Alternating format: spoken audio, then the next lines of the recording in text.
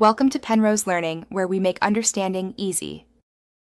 You need to know one key fact. AirPods 3 lack built-in ANC, so you will create isolation and use software tricks. First, make sure your AirPods are paired and updated. Firmware fixes improve mic processing. Then check fit.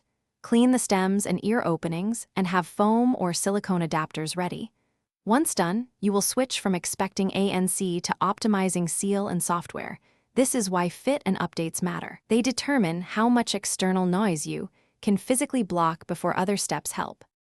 Now you focus on the middle work. Create the best passive seal. Put on foam or alternate tips, insert and rotate each AirPod until base tightens. This reduces low-frequency leak. Play familiar music and a /B test tips to hear the difference.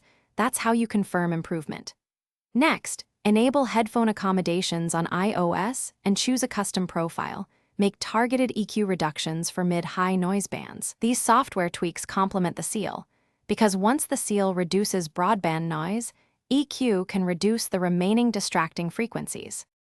Finish by layering software and validating results. Install a real-time noise reduction app or use your phone's call noise suppression. This applies digital filtering while passive sealing handles physical sound. Test on a bus or cafe. Listen for hiss and readjust tips until background noise drops. Make sure to reset and repair the AirPods if audio artifacts appear, and confirm the latest firmware is installed.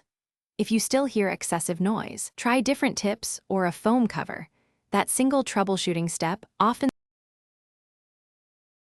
Thanks for watching. If this was helpful, leave a like and consider subscribing. See you next time.